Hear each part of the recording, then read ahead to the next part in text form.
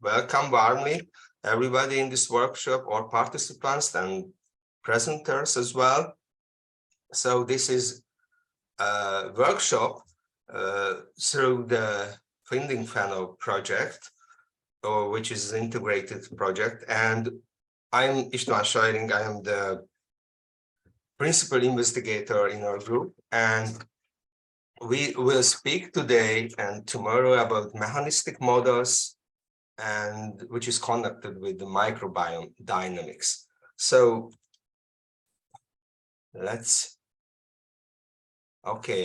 so what is FindingPheno? Very shortly. So this is an interdisciplinary project which focuses on collaboration between academics based on many different fields of microbiome, including data analysis, statistics, machine learnings, and ecological knowledge on the background, together with industrial partners, which naturally much more interested in the food production and the more profitable solution for this food production. And the central problem you can see here, I would like to use the pointer. So the central problem for us is that there is a very complex hologenomic domain here, which includes the host domain and the microbiota domain, which interacts with environmental factors. And this interaction, the host domain and the microbiota domain, together with the environmental factors, can affect somehow or the phenotype and the product and the healthiness and growth of the host. And the question is, how can we get information from this very complex system to get some good forecast of the healthiness and the growth of the host? And if you consider this problem, one of the part of this problem, the ecological interactions between the host and microbiota and microbes within the microbiota. So this is the reason we are interested in, and we want to understand more deeply this ecological and evolutionary ecological interactions between these domains. So this is the reason we will focus on this training about the ecological dynamics of microbiota and interaction of host and microbiota from ecological point of view. So the consortium includes a lot of institutes, universities, and firms. Together, you can see the different countries from where we are in the consortium, from Great Britain, Portugal, Denmark, Finland, and Hungary. And today and tomorrow in this meeting, we will have presentation from University of Turku and University of Copenhagen, and naturally from the Center for Ecological Research as well, which is our institute. And we will have a presenter from KU Leuven as well. And yeah, that's the and the very short picture about our institute and the Center for Ecological Research. It is on the border of Budapest, in capital of Hungary, in a hilly, woody area. And yeah, it's a nice area, but it's very far from everything in Budapest. This is not very good for that reason, but other reason is the environment is very nice. But you can see the chimney. The chimney is just because there is a experimental nuclear power plant in this scientific center. Not so important, but it can be interesting for you. Okay, so what are the aims and the scopes of this training?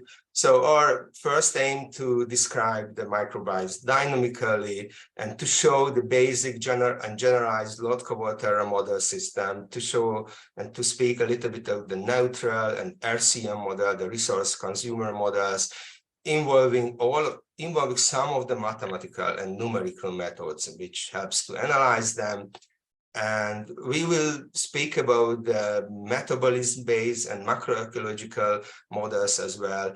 And tomorrow we will speak about the agent-based modeling techniques as well. Naturally, we are interested in the host microbiome interactions, and this is the reason we will show some models connected within. And the very last experimental part of this project will be the host microbiome induction on a chip experiment.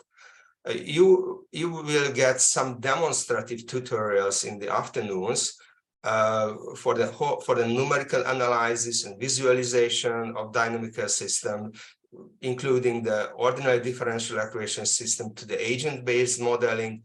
And I should like to emphasize a bit that if you have R in your computer, you can install the NIA-SIM, a bioconductor package in advance, and maybe Leo can share the link from where you can download this package, and you could integrate in your R if you have R, because in this afternoon you will have some demonstrative tutorials for that package. Also, I will show some visualization and numerical technique under Mathematica software. Okay, if you have Mathematica, you can understand it easily. If you haven't got Mathematica, this is not an easy task just because it is not an open source software. Frankly, expensive software, but if your institute has Mathematica license, you can use it. And tomorrow, I would again emphasize that there will be some kind of demonstrative tutorials by Gergely, and he will use this Comets software can run under Python and MATLAB as well. So if you have MATLAB Python, you can install Comets, and you can use MATLAB as well. And the examples will be shared by Gergely to you before that, so you can follow it online easily for this tomorrow experimental tutorial.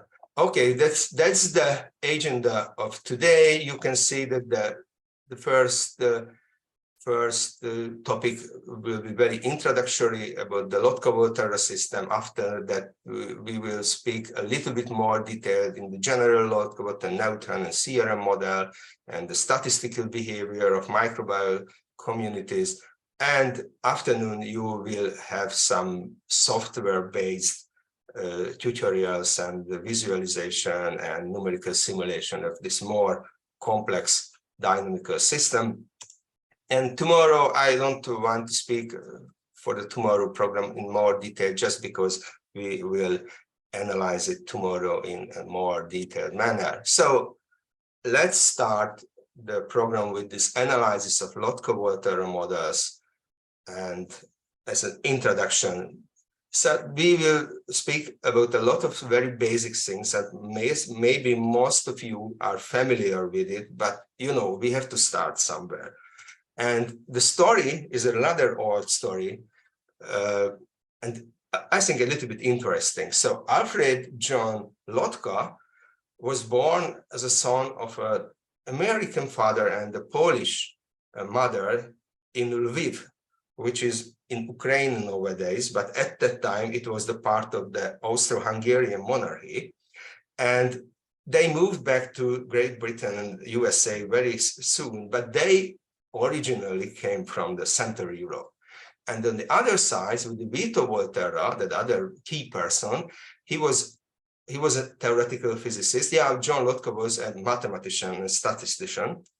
And Vito Volterra was a theoretical physicist. And we have a third person, an Italian person, and we have a third person, Umberto d'Ancona. He was the son-in-law of Vito Volterra, and it's very interesting. Again, it's interesting because he was born in Fiume. It's again the part of the Austro-Hungarian monarchy, and he started to study university in Budapest, at the same university when we was educated as well. So Vito Volterra, as a biologist and a marine biologist, posed very interesting observations to Umberto Ancona posed a very interesting observations to Vito Volterra. And Volterra said that, okay, guy, I could understand this problem and could describe it dynamically, and I could answer for your observations easily. And parallelly, Lotka, who wrote these famous Lotka-Volterra equations more than 10 years earlier, parallelly wrote a book about the elements of physical biology or something like this. But Lotka wasn't so famous the first time, and the second time this book was rather theoretical, while Volterra and D'Ancona paper was rather practical one. They say that, okay, we have some observation and we can answer it. And what were the observations of D'Ancona? The first one, that the landing in Trieste fish market, there is a very clear fluctuation, cyclic fluctuations of predator and prey fishes. So some days the prey fishes was in the high frequency on the market, and some days vice versa. And the other very interesting observation, that because on the First World War, because of the mine barrage, the predator catch increased in the Adriatic Bay, a prey catch decreased. And what is the reason for that? And Volterra said that, okay, let's study this problem easily. As a physicist, he said that let's start with the simplest model. Let's consider the density of prey with X and density of predators with Y, and the dynamical equations, that is the derivative and the time derivative of the prey density, is proportional to the exponential growth of it minus the decay because of interaction with predators. And this interaction is proportional to the product of the density of prey and the predators. And the other side, they said, okay, without prey, the predators will decay exponentially, but because prey are the food, there is an increase of the predator density, which is proportional again with the product of the X, the product of the density of the prey and predator, which is X times Y. Naturally, all of the constants are positive.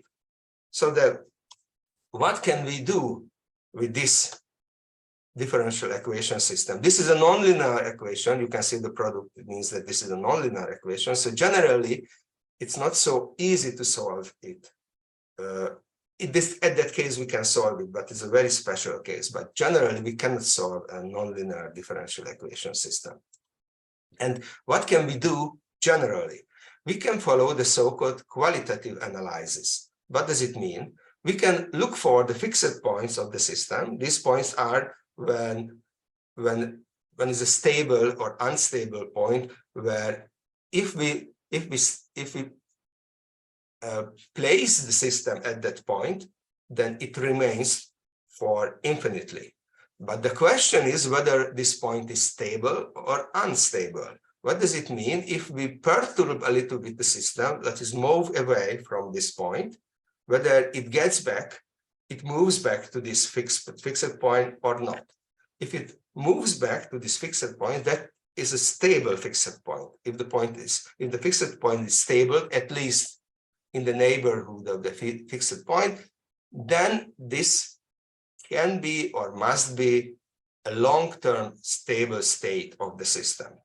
Okay, so we couldn't solve it any time the densities of the predators and prey, but we can answer the question, what will be the state if we wait for a long time?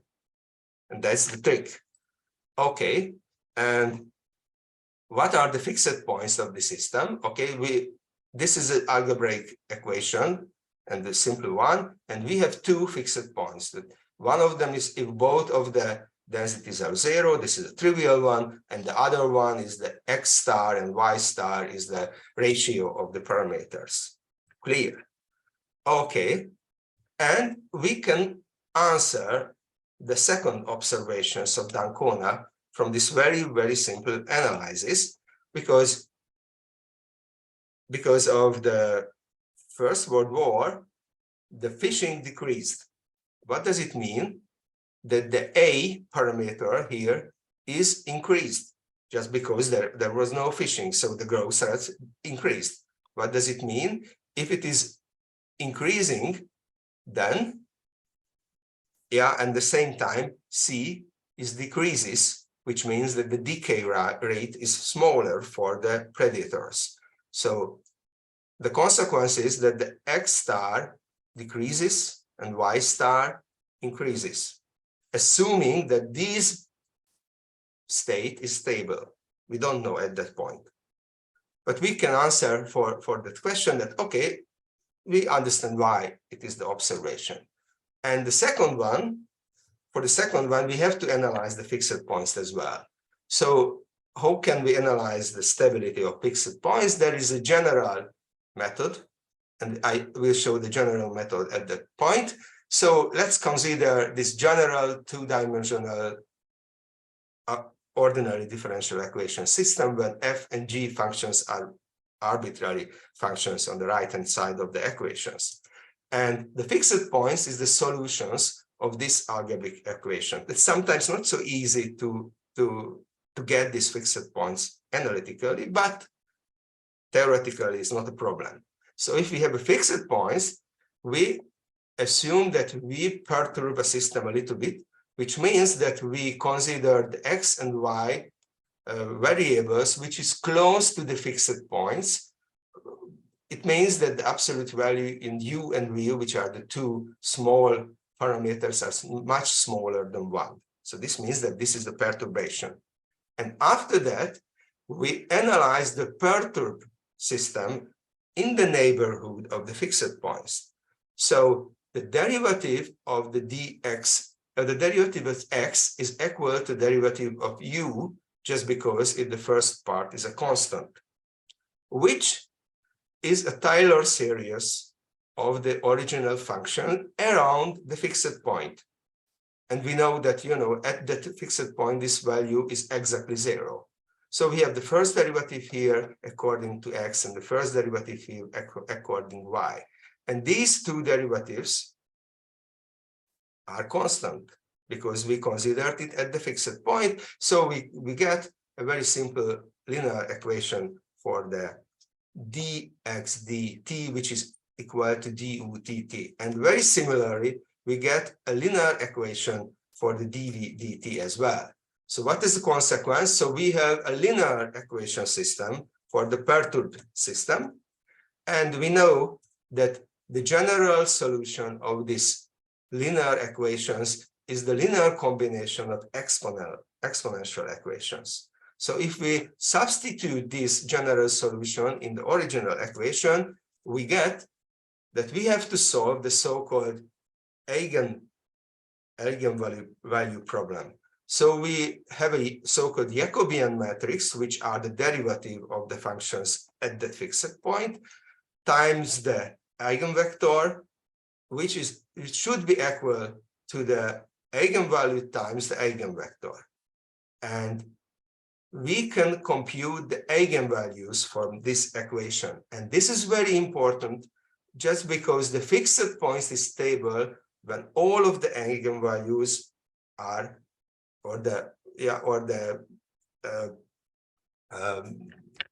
eigenvalues are negative, or more precisely when the real part of all of the eigenvalues are negative. Okay, it can be imaginary part as well.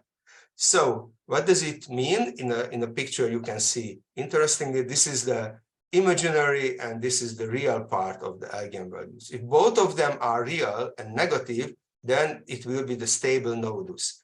If both of them are negative in the real part, but the eigenvalues are imaginary part, has imaginary part as well, then you will get a so-called spiral, a stable spiral. And these are some examples of unstable cases that one of the eigenvalue is real but positive and the other is negative but real, and you will get an unstable nodus and a saddle node There are some direction which goes into the fixed point, the other directions out of the fixed points.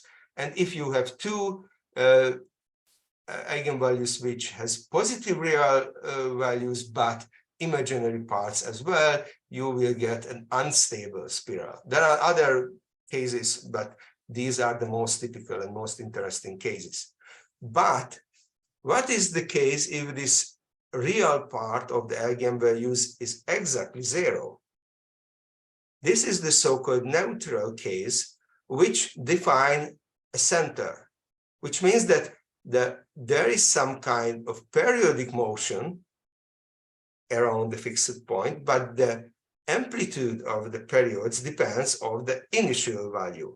If it is a little bit closer to the fixed points, then the amplitude will be a little bit smaller. If it is a little bit farther for the fixed point, then the amplitude will be a little bit bigger. And let's go back to the, let's continue in the n-dimensional system, which is, it's a very simple generalization of the previous one. Okay, so we have a general ordinary differential equation system with a lot of equations and different type of equations, and we have fixed points like this for every I and y, and we have a Jacobian matrix as well again, and to the stability of the fixed points we have to solve the eigenvalues again, and we are look for the real part of all of the eigenvalues, and we are look for whether all of the real part of all of the eigenvalues are negative or not, or something like this. Okay, this is the general method or general algorithm for the solution. And now we can study the old Lotka-Volterra system again. Okay, we know the fixed points at the 0, 0, and C over D and A over B. And after that, we can compute the Jacobian of this system when Y star and X star denotes the fixed points, which should be 0 or C over D or 0 and E over B. And these two solutions can be. Okay, what is the case if you consider the 0, 0 fixed point? Then we get the Jacobian like this, which determine two eigenvalues. One of them is positive and the other is negative, which means just because of this one is positive, this is always an unstable fixed point. Okay, if we can understand intuitively, you know, if you get a little prey in the system, this prey will spread, will grow. So it's typical that it's easy to understand that this is not a stable fixed point. So this is a saddle node. And what is the case if we substitute the non-zero fixed point in it? You will get another Jacobian, and you will get two eigenvalues, but both of them has zero real part, which means that this is a neutral fixed point. This is a little bit strange, but this is a center, as I said, and this is an answer for the first observation of d'Ancona. So they observed that there kind of some type of periodic fluctuation of the catching of prey and predators in the Adriatic Bay, and Volterra said, okay, I understand it. By using this very simple equation, I could understand this observation. But there is a problem with this system, and I should like to emphasize it a bit, because of the real part of the eigenvalues are zero. This means that the model is structurally unstable. What does it mean? Any small change in the structure, in the assumptions, can modify the stability behavior of the system. I will show afternoon, but by modifying this system a little bit, but that you will get a stable limit cycle, or you can get a stable fixed point as well in the predator-prey system, which shows that the observation and the conclusion of Lotka-Volterra system was premature at that time. Okay, but it's important, and the important message for this little part, that never believe in a model which has a zero real part eigenvalue, because it is structurally unstable. So the consequence from that is not stable. It's not a robust consequence from this model. Okay, I have sent it, see the practical. So let's go ahead to the general model, general Lotka-Volterra model. So we consider all ecological interactions in a dynamical model, and we use the same approximation as before that we have a simple phenomenological model. We consider well-mixed environment, and the interactions terms are considered to be linear, so the bilinear functions are considered only. There is no time lag in the system. It's again important. This is an autonomous system, which means that the right-hand side of the differential equation doesn't depend explicitly on time. And we assume that there are only pairwise interactions. Yeah, it's again, you will see later that it's again a strict assumptions, mainly in case of microbiome. So, okay, so we consider the general dynamical equations of interacting species, and we assume that there is some kind of density-dependent growth rate here, denoted by Fi, and it proportional to Ni, the density of the actual population. So this is the generalized growth rate. So if we have a generalized growth rate, we can approximate it with the time series of it, but using only the first derivative, the linear approximation of this equation. And if we use this linear approximation, and we said that this part, which is a density independent part, is a growth rate, the per capita growth rate of the population, and the second part is the interaction term of it, and we substitute back this equation, we arrive to the general Lotka-Volterra system. So it's really not so complex derivation to get this equation. Okay, and according to the sign of these parameters, which are the derivatives, you can consider competition, predation, parasitism, mutualism, commensalism, or amensalism as well. It depends of the sign of these parameters. Okay, so if you consider this general system, including any kind of interaction in it, not only the predator-prey interactions, you can conclude that not only fixed points can be the stable state or the attractors of this dynamical system, it can be the limit cycles, it can be a chaotic attractors. You can observe transient chaos as well, which means that the system looks like chaotic for a very long time, and after a very long time scale, it became periodic. And to tell the truth, who knows what else can happen in this system? We don't know what can happen dynamically in very complex dynamical system. We know only the low dimensional system. So, but it's the easier things to analyze the fixed points again. So we are considering the non-zero fixed points here, which means that all of the densities are bigger than zero. And we have to consider that the right-hand sides should be equal to zero, which define the n star vector, which includes all of the species, which is the inverse of the Jacobian matrix times the R vector. So it's theoretically is a simple task, and after that we can substitute this n star into the Jacobian matrix, and we will get again a very simple Jacobian matrix, which is equals that n star vector product A matrix. A matrix is the interaction matrix, and we have to compute again the eigenvalues to consider the stability of the fixed points.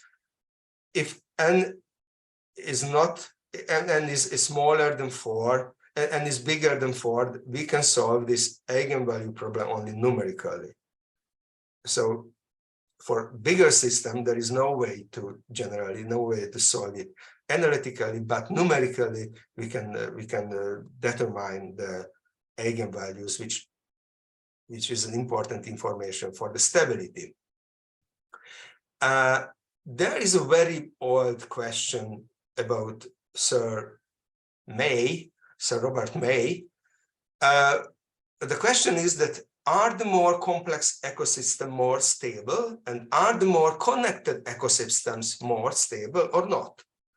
And Robert May used a very simple model to analyze this problem. He considered an even more general dynamical system for the species. They are interacting somehow, which means that the right-hand side, the differential equation, is the function of potentially every species included in the interaction. And they say that, okay, we consider the system around the fixed point. Again, we have to compute the fixed point, but all species are present in this fixed point, again, in the previous example. And we consider the stability of them, and X means the perturbation around the fixed point. And after that, you will get a little bit different, but yeah, theoretically similar equations for this perturbed system, that this is the derivative is the linear combination of the actual perturbation, and AE is a so-called interaction matrix. So you have to solve this simple linear differential equation, and the question is when this system will be stable. He assumed that the self-interaction is set to be -1, so the AII is -1, and these parameters, the other parameters, are randomly picked according to the normal distribution with variance S square and with probability C. So C is the connectance of the system, the probability that species I and G are in connection to each others, and S square describes the variance of this interaction term. And after that, by using a little bit more advanced mathematics, one can show that the real part, all of the eigenvalues real part, should be smaller than 0, which means that the state is stable if S times root K times C smaller than 1, which means that the variance and the complexity of the system should be small enough. And the consequence of this, that the complex and more connected systems are less stable, or less probable that these systems are stable. And there were a lot of debate about this model and the consequence of this model. But interestingly, a very recent paper was published in Nature, Ecology and Evolution by Jonathan and his co-workers. They use a new kind of computation method to estimate the connectance, a complexity of the system, without knowing the exact interaction topology of species. So it's a trick. They somehow measured how the densities change according to if they add some new species in the system or something like this. On the other side, they can estimate the effective size of the microbiome as well. So, and interestingly, they have found that the microbiome system really follow the constraint, which is which follows from the very simple model of Robert May, that for the stability, that the complexity should be smaller than 1 over the number of species in the community. You can see that this is 1 over NF line here, and the dots are below that, and they have a generalized local simulation model as well, which gives the very same result. So there is some kind of trade-off between these two quantities in microbiome system, which maintains the stability. Okay, so I have said already that, okay, we can study the fixed points relatively easily in this system, but there are more complex attractors in the generalized Lotka-Volterra models, and only show some of them, which emphasize that the problem can be dynamically much more complex. So for example, it can be shown that if we have only 3 species in a competitive interaction, then you can get 1 or more limit cycles in it, and in the 3 species competition and mutualistic system, and the 3 species food web without omnivory, you can get limit cycles easily. And similarly, if you consider the 3 species food web with omnivory, you can get chaotic attractors as well, or you can get chaotic attractor for 4 species competitive model as well, and so on, and transient chaos and anything else. So the dynamical behavior of generalized Lotka-Volterra system even much more complicated than to analyze the fixed point, to tell the truth. Okay, I would like to speak a bit about the resource and consumers model and the Lotka-Volterra approximation of it, just because in case of microbiome, this is the most important part of interaction. So there are resources and consumers in the system. So let's assume that a species can go because it utilizes a kind of resource, and let's consider the density of resource with Rg, and the growth rate of the species I depends on the utilization rate of this R and the resource quality of this resource Y. So it means that these 2 parameters depends on the resource and depends on the consumer as well. This is the 2 indexes denotes this. And there is a decay rate, which is an exponential decay of this species. So after that, we have to describe the dynamics of the resource as well. So we assume that there is a logistic growth of the resource in the right-hand side, minus a term which is a consequence that the species consume this resource. So we have to add all of the parts of the consumers which are included in eating the resource. So we have to add all of the species which are the consumers of this resource. So we have 2 sets of differential equations. We have m different species and k different resources in the system. So we assume at that point that the dynamic of the resource is much faster than the dynamics of the species, which means that in any time point, the derivative of this resource should be 0. So there is always a stationary equilibrium in the system. And the consequence of it, that the equilibrium resource concentrations can be computed easily from that equation if the left-hand side is 0. So we should substitute this Rg star into this equation.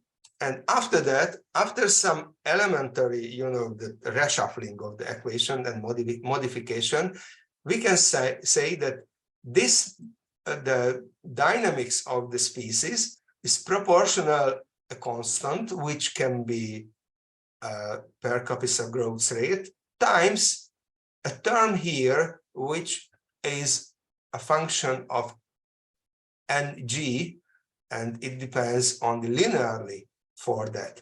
So after that, computation, we can say that practically it looks like as aig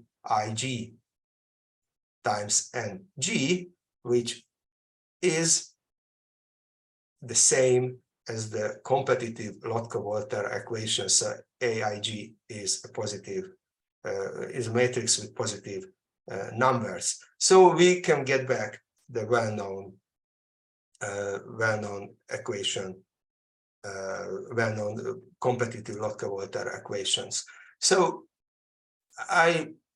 because I haven't got too much time, I would like to only to mention that in case of resource consumer dynamics in microbiome, there is an additional interesting problem, which is the byproduct, the producing something which can be used by the others. And Goldford and his co-workers nowadays used a very interesting model for that. So they use this resource consumer dynamics, but they assume that in the dynamics of resource, the first term is that the consuming term of it as before, but there is an additional term which describes that other species can produce this kind of resource as a byproduct of these species, and this D matrix is a stoichiometric matrix which describes how many molecules can be produced as a byproduct by consuming the other resource. So they generalized this resource consumer dynamics, and they said that, okay, this delta WEJ parameter, which is a resource quality function, is a level of energy which can be consumed by eating the food maximally, minus the part which is utilized by one of the species. So there is a kind of energy conservation assumption here. And after that, interestingly, Goldford and his co-workers can show that microbiome communities are stable in a family and functional level. So if you consider which different species do in a community, it seems to be that the functional level, they are very stable, despite the species level are not so stable, these systems. Okay. Because I haven't got too much time at present, I don't know whether to skip this community matrix and linearization around the fixed point, because it's only a generalization of the May model. And it means that you can consider this interaction matrix and stability analysis as the local stability problem around the fixed point of a very general system. So in this sense, Lotka-Volter models are good approximations around the fixed point, and generally can be a model which can answer whether if you perturb a general system, is it stable or not. And the very last point, I want to emphasize a little bit more that what are the limits on generalized Lotka-Volter models.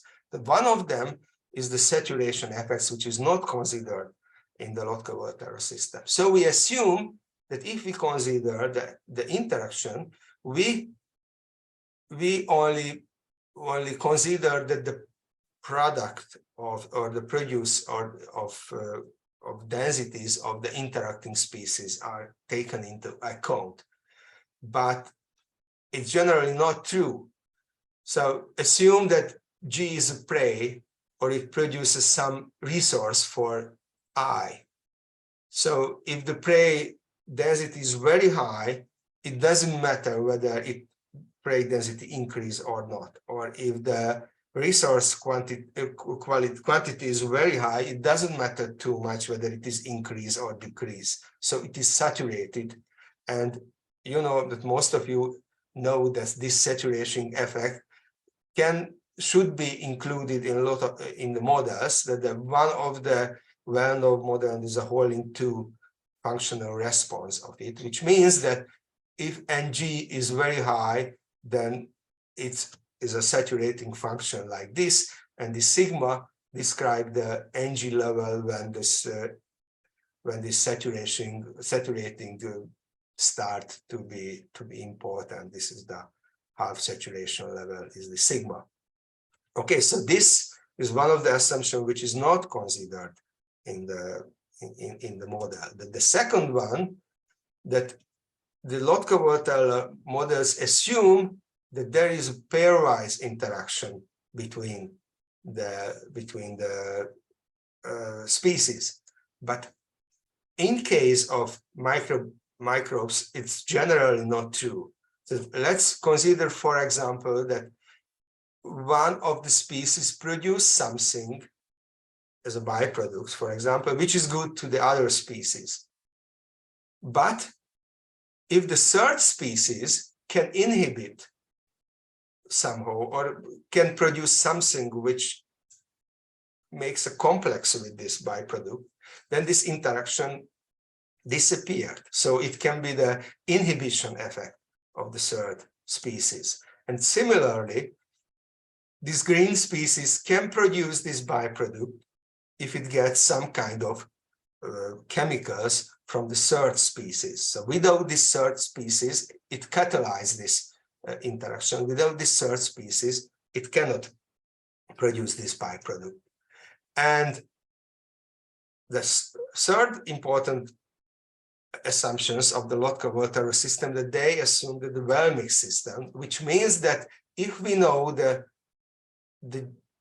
average density of Ng and Ny, then we can determine exactly deterministically the interaction term, which is not true in the reality. In most cases, in reality, most of the microbiomes form spatial structure system. So this kind of assumption is not valid. So what can we do then? And the first mathematical solution should be that we consider the dynamics of the species at any point in the space. This is R vector, which is a function of all of the interacting species plus a diffusion term here minus an advection term here. So it can move actively or just because of there is the flow in the system and there is some kind of diffusion. So this is one of the solution of the problem, but to tell the truth, it's not an easy task because partial differential equations are really challenging problems in mathematical sense. On the other possible solution is the agent-based modeling that considers individuals and as agents, agents living on the surface. And you will get a lecture about this agent-based modeling tomorrow. So let's summarize what I wanted to say in this morning, that the generalized Lotka-Volterra is a simple mathematical model of interacting populations. Despite this is relatively simple models, the dynamical behavior of them are really complex or can be very complex. Exact qualitative analysis is possible only for 2D systems, but numerical analysis is simple and cheap, which means that it's not so time-consuming on computer, and it can be easily connected with experimental data. I didn't show it, but the interaction terms can be estimated, at least the signs of that can be estimated experimentally in microbiomes. But to tell the truth, that assumptions of the model sometimes very questionable. But interestingly, according to the data analysis and experiments, it is very usable in other cases. And you will see later the examples when we can use this system effectively on data as well. And thank you for your attention.